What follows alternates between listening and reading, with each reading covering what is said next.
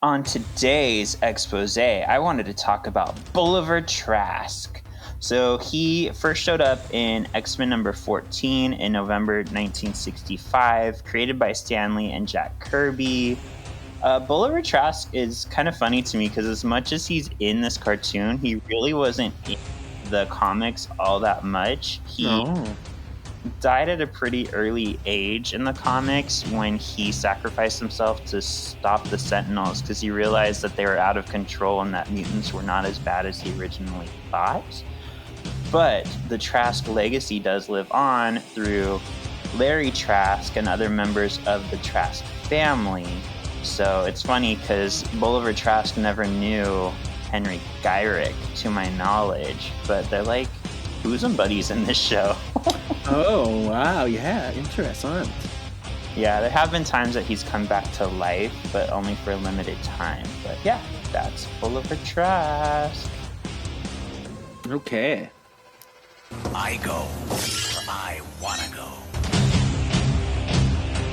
Jean! Scott! Jean? Scott! I summon the Arctic winds! No more mutants! I summon the Arctic winds! No more mutants! I summon the Arctic winds! No more mutants! There's always more gators in the bayou. Don't get a Hello and welcome to this week's Solving for X. My name is Sean. I'm the ultimate excavationist. And I'm something of an X-Fan myself, Kevin. Yay! We're here to talk about courage this week. Oh, courage. Courage. So, should we start with our previously on, Kevin? Oh, yeah, okay. And I am such a stupid nugget head. Last week, I forgot to do previously on. I'm so stupid. We get so distracted. I know. I know. We had a lot of updates. We're excited because we got like the positive message that came in. So, yeah. So 2 weeks ago, we asked, who do you like with Xavier? And our options here were Lalandra, Gabriel Haller. I feel so stupid because I do these early in the morning. I put Amanda Vaught, and I was like, it's fucking Amelia Vaught, you idiot. Everyone's going to hate you. They're all going to hate you. Oh, my goodness. But it's too late to change it. So I was like, I'm just owning it. She goes by Amanda sometimes. That's my twin sister. Yeah. Or lastly was Moira McTaggart. Do you have any thoughts on who would have won? I have no idea. Wait. Okay. I'm going to say Moira, but maybe Lalandra too, because I like Lalandra. Well, coming in absolutely last place is Gabrielle Haller. She did not get a single vote. Not a single vote. But I'm not surprised. She hasn't been in any media except for the comics. So unless you read the comics, and even then, you'd have to like her more than these other people. And she's not a very like thought out character. So makes sense. Yeah. She's mostly known for being the mother of Legion. Okay. The crazy kid. Yeah. Number 3 with only one vote. So 3% was Amelia, not Amanda, Vaught. And then coming in second with 6 votes, 18% is Moira McTaggart, dear. Oh, it sounded like Mrs. Doubtfire there. I know, I did. It was very manly, Moira McTaggart. It was a run by fruiting. Hello.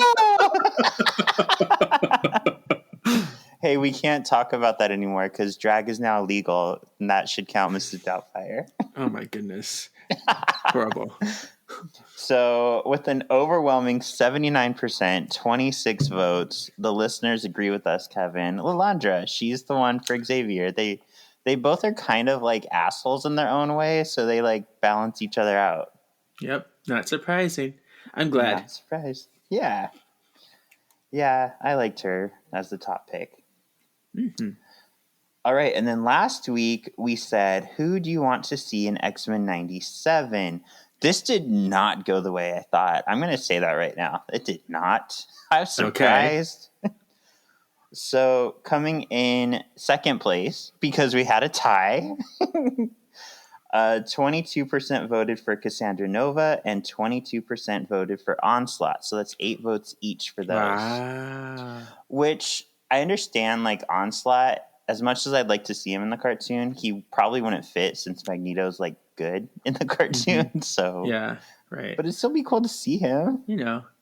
And I know people like Cassandra Nova, even though she's ugly, she's still a badass character and one that can really compete with Xavier since they've been battling since the womb, So yeah. Yeah. Agreed. So tying for first place, Kevin, with 10 votes each, 28% each, Miss Sinister and Arcade. Oh. Yeah. I was surprised. I didn't know how much people like Arcade. Like he was leading the vote for most of it. I think That's crazy. What swayed it is Rachel and Jesse both voted for Miss Sinister last second because she's beautiful. She's so beautiful. Yeah. I love her. I want her. I want it to be her. She'd be the winner. Okay. There Yeah. you go. Okay. So there you have it, Bo DeMayo and the Lualds. We want Miss Sinister and Arcade equally. We want them in our new show, X-Men 97. So chop chop, get on that. Yes. Yes. Shall we move on to our episode? Okay. Yes, we shall. Oh, yes. Oh, cool. So that turned out interesting. Mm-hmm. So Courage. This aired September 23rd, 1995. Written by Michael Edens and Sandy Sensi and directed by Larry Houston. Yes. Let's get into it. Not as much news as last week. We had a lot to talk about last week, I feel like. That's true. All right, we know we're at Muir Island because Bagpipes, Moira is currently doing scans on Morph.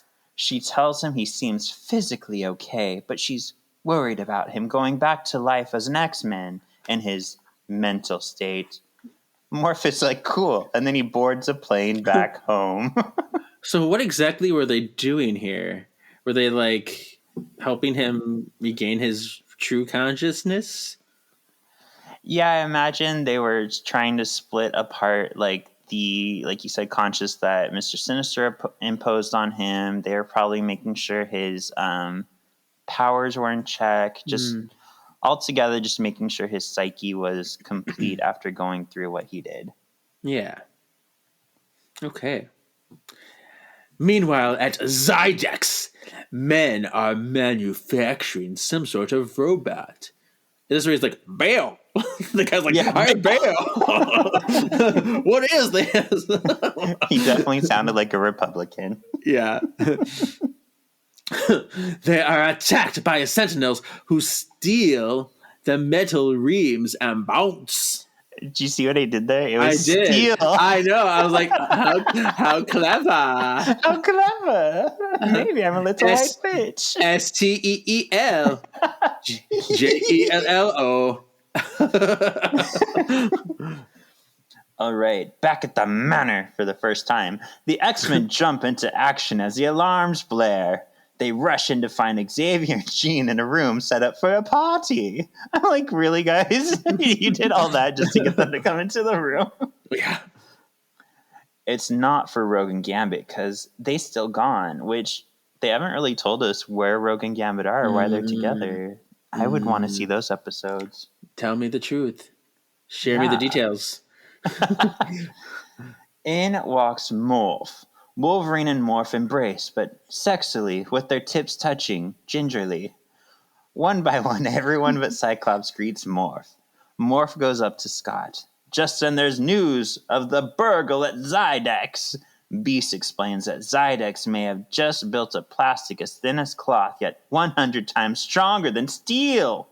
Wolverine volunteers him and Morph to check it out. and we get this like cool little cameo where Morph turns into basically Clint Eastwood, then Strong Guy, then Nerdy Guy dressed like Joker. Come out, wherever you are. Don't worry about us, Dingo. We'll make sure we can. Cameo. Oh, yeah. He's like, I know all the details. I'm Billy the Power Ranger.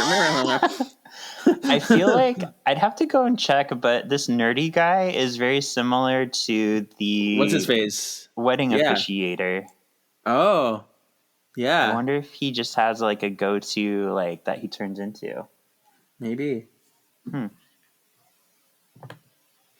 Okay. So, what were your thoughts on seeing Morph back in the show? I was surprised because I didn't expect it, but then I'm like, all right, I'll go with it. Yeah. But yeah, it was a surprise. Cool. The X-Jet bounds boldly through black skies, carrying Wolverine and Morph to their destination. They land and send a drone ahead to scout. Morph morphs into a commanding officer and relieves an officer of his duty. Wolverine and Morph cut through the gate. Just then a helicopter gives them chase. The two evade detection. Woo. Oh. Wolverine slashes the wall and somehow makes a huge hole big enough for them to fit through. Cyclops radios to Wolverine to pick up the pace. The copter is moving fast and reinforcements are coming. Wolverine is saying mean things to Cyclops when he smells sentinels. Morph and Wolverine head out of the compound. Just then, Morph comes face to face with a sentinel footprint and freaks the fuck out. He gets mad at Wolverine for not telling him and babying him. He's like, this is where I die. Yeah. PTSD. All right. Oh, okay. Scene 6. Back at the manor, Storm feels for more for what he must be going through. Her and Beast are slowly talking as they tear down the party decor from a different room than the party was in. we just decorated the whole place because Xavier monologues about how dangerous the Sentinels are and wonders who brought them back. Oh, I wonder if we'll find out in the next scene. Luckily, we don't have to wait long to find out.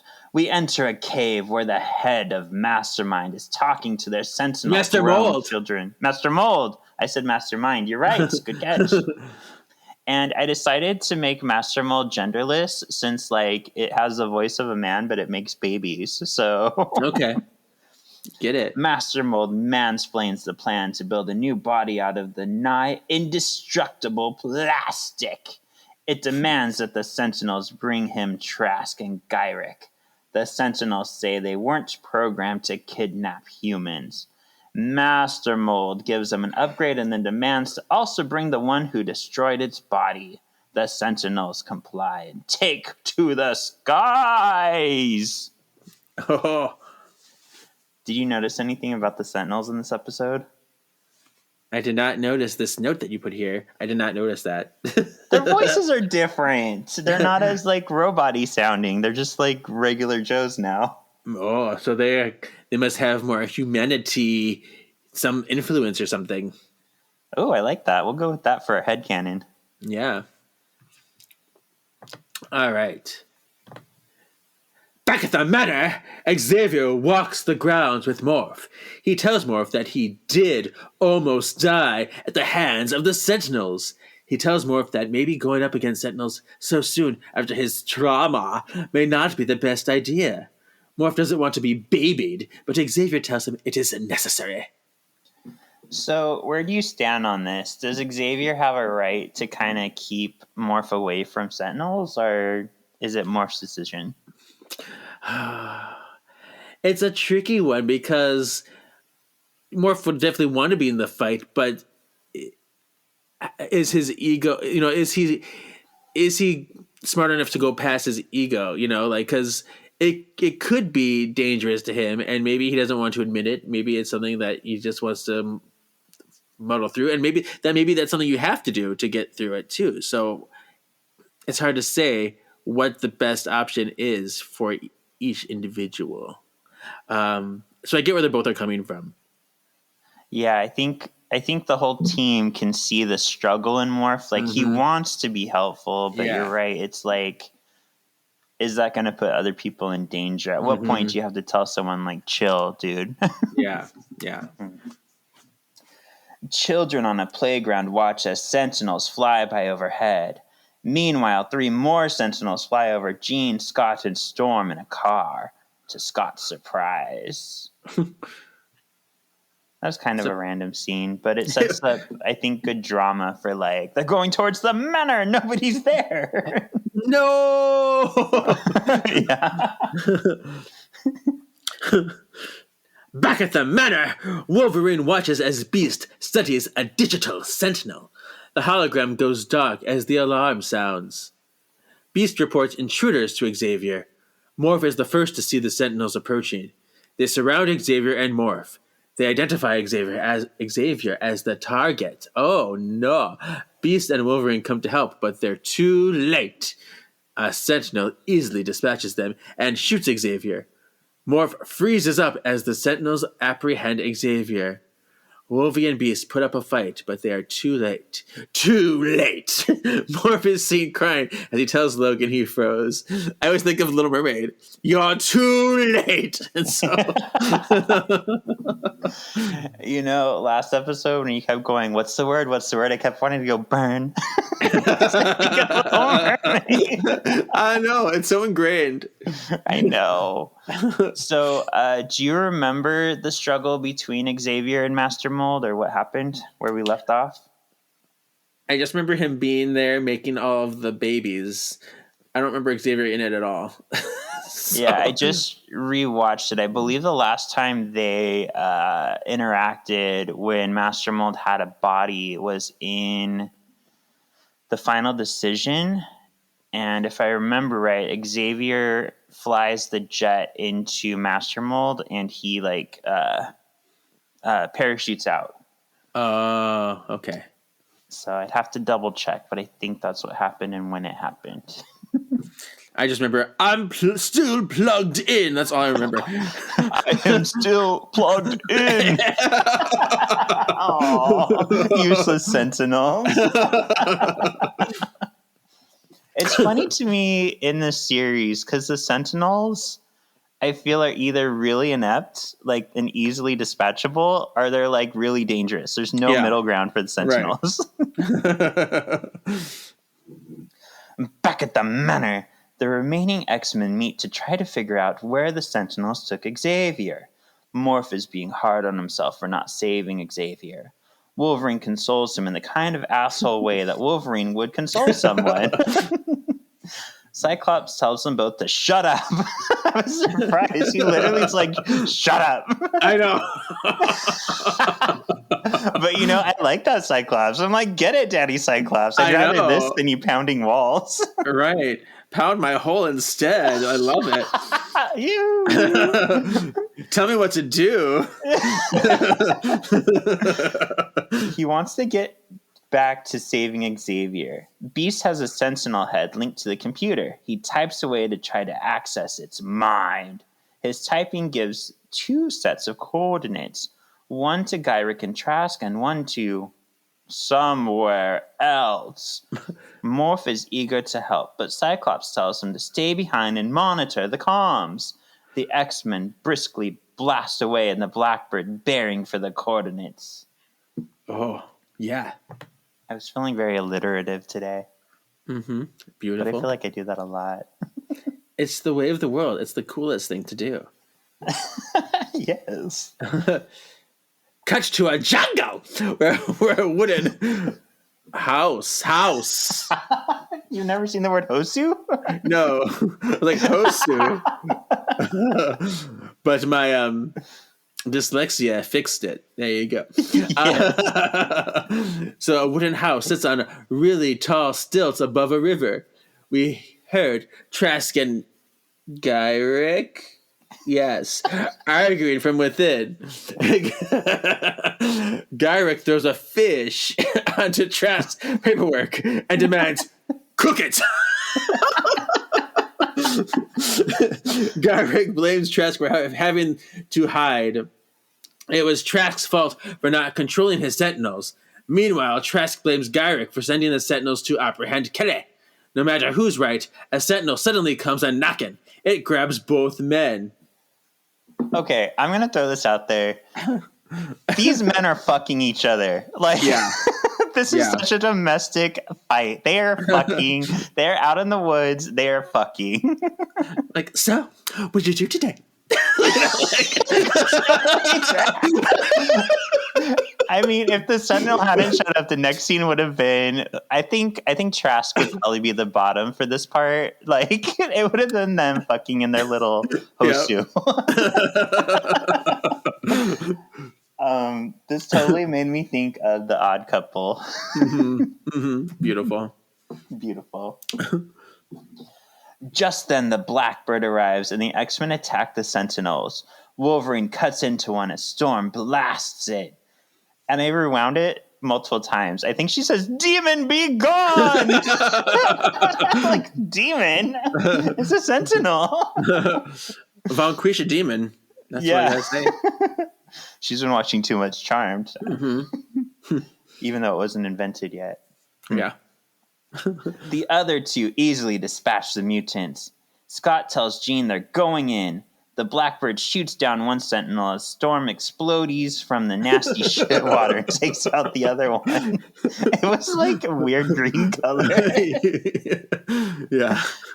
Gyrick and Trask take the opportunity to try to run, but one of the Sentinels gets up and grabs them. The Blackbird gives chase. So this is another scene, like, Cyclops so easily shoots down one of the Sentinels. I'm like, why didn't you just do that to begin with?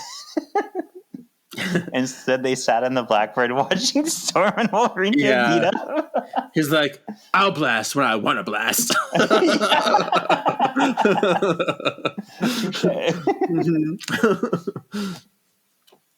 Back at the manor, Morph is doing everything he can to try and stay busy.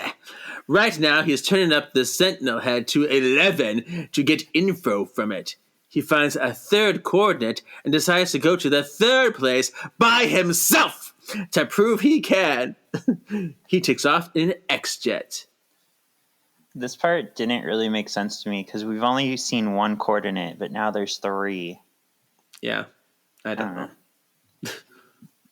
Do you know what the Turn It Up to 11 reference is from?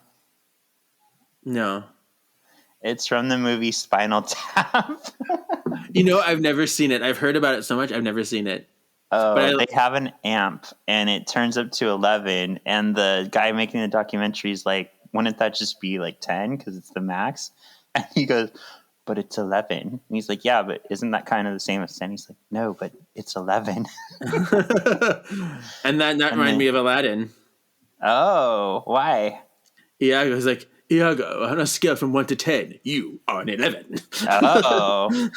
Well, I got really excited because there's the new preview for Mayhem, the show about the Muppets band. And their amp goes up to 11.5. That made me laugh so much. That's great. Didn't Christopher Guest do that? Is that the same people or no? Yes. Okay. Spinal Tap was one of the early Christopher Guest movies. Yeah, I love waiting for Guffman because that's like a theater troupe and that's like my style, you know. But yeah. I think my favorite, which is random because I don't really care about the subject at all, but I love Best in Show about the dogs. Yeah, it's a fun it's so one too. Funny. I love Parker Posey. Did you see the one? I don't think I put it on DVD. It's called Mascots. No. That's another funny one. It's about people who go to a convention for mascots of like sports games and stuff. That's funny. I need to see that. Yeah, it's good. Okay. The Blackbird follows the Sentinel to a cave. Inside, Xavier, Gyrick, and Trask are being held captive.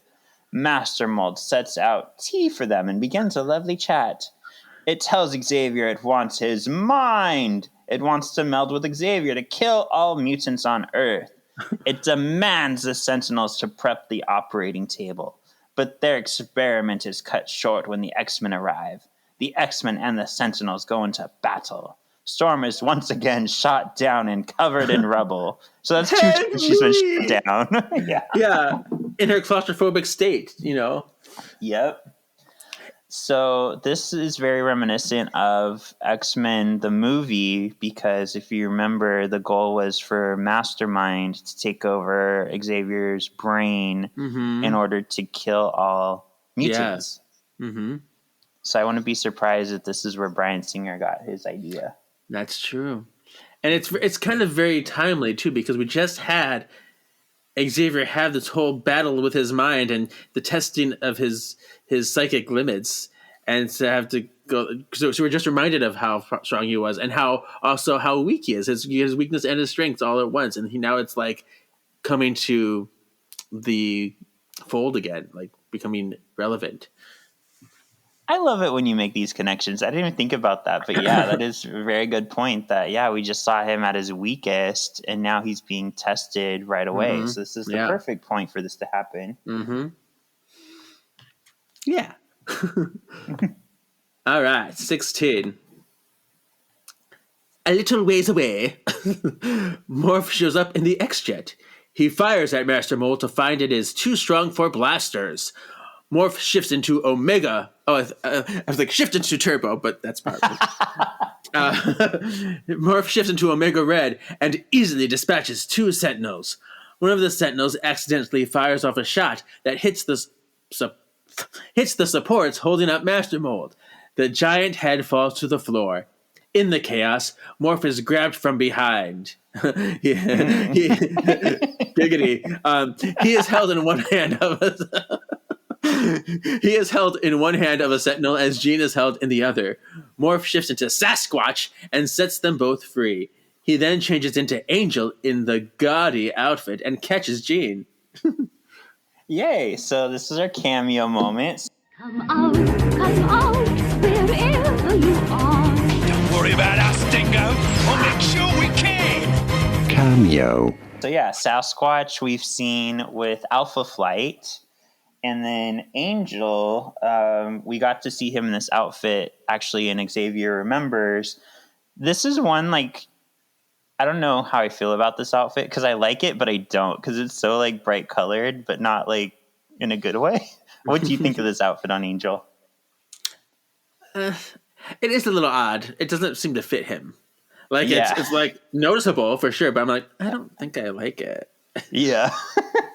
And then I'm a little mad all over again, because now it appears even Morph knows who Angel is. Everybody knows Angel, but nobody knows Angel. What is going on with Angel? What did Xavier do?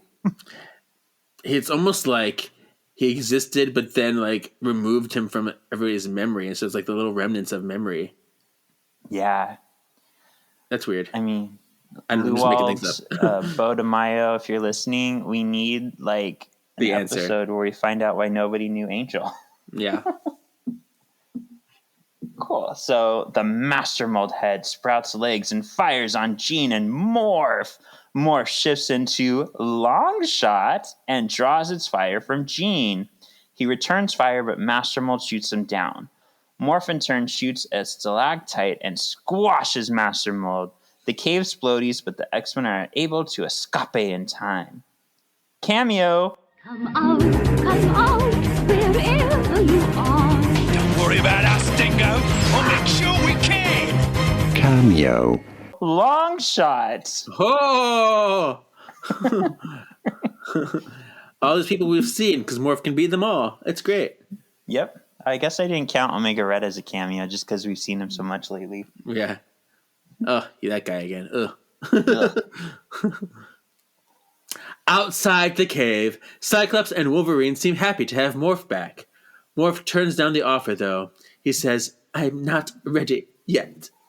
See, now he knows. He was in the fight. He knows that his trauma is too much at the moment, and he was using his wisdom. Xavier tells them to let him go. Xavier tells them that Morph needs time, but he'll always be an X-Men. Always be my baby. So I feel like this is kind of heavy for a kid's cartoon because Morph doesn't just come back okay after what he's been through. He's nearly died. He's been taken over by Sinister. And now this is his first rodeo back. Most cartoons would just be like, oh, yeah, everything's happy. But this one actually thinks about the psyche. Mm-hmm. Mm-hmm. Do you think this would have been too much for kids, or is it okay?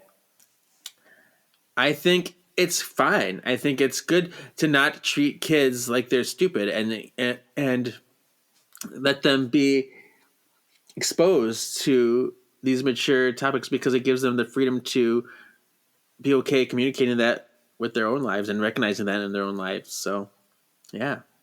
I love that. Yeah, because when I saw Eric and Julie at WonderCon last year, 2022, that's exactly what they said is a lot of cartoons wrote down to kids, but if you write up to them, even if they don't fully understand it, they can like strive to understand it and eventually get it as they watch it more. Exactly. It gives them that window, that impotence to like learn. Yeah.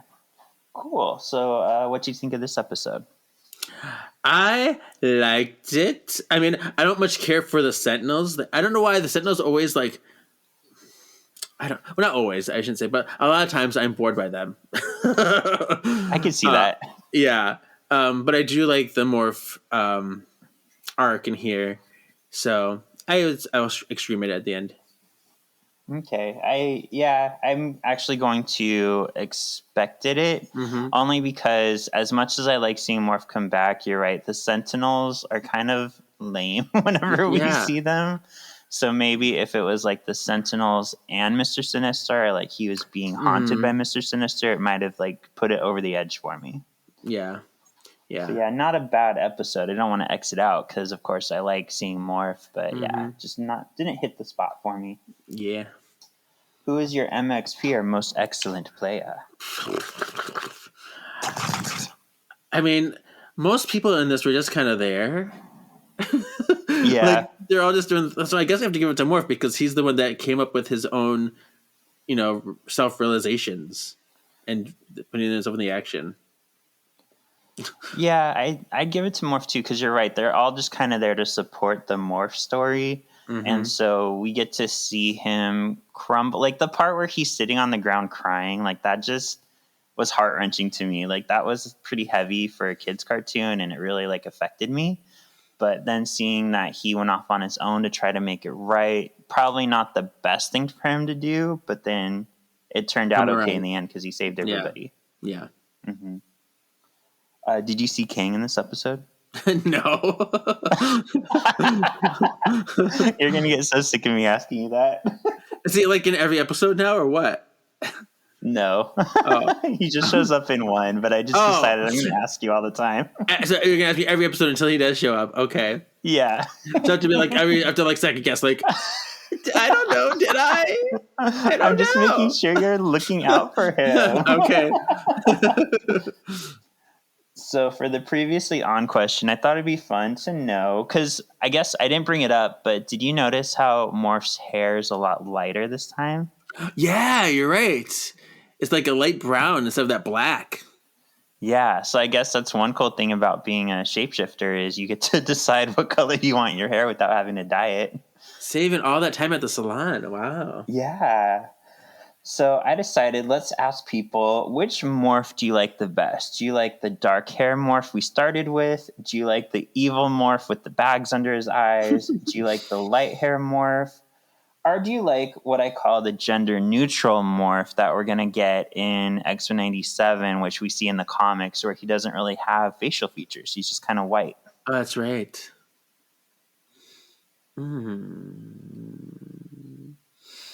What do I like the most? I'm going to say the dark hair morph, the original one, because that's the one that like comes to mind when I think if I think of the name, that's the first image that comes to my mind. Even though all of them have that creepy ass laugh, which I can't condone. I hate it. I hate it. It gives me the heebie-jeebies. So, other than that, yes, dark hair. Okay. I'm going to say I like the gender neutral because I love the implications of having a gender neutral character in a kid's cartoon. but also that's the Morph that I've come to love in the comics. He first showed up in Exiles, where they were basically jumping between different multiverses and fixing something. So I came to love him in that because that's what I've mostly seen him in. Question. Yes. Does the gender-neutral Morph have a creepy laugh? I don't know. I've only seen him in comic book form, so... If it doesn't laugh, then that would be my favorite. Okay. We'll have to wait until X-Men 97 to see if he retains that same creepy laugh. Yeah.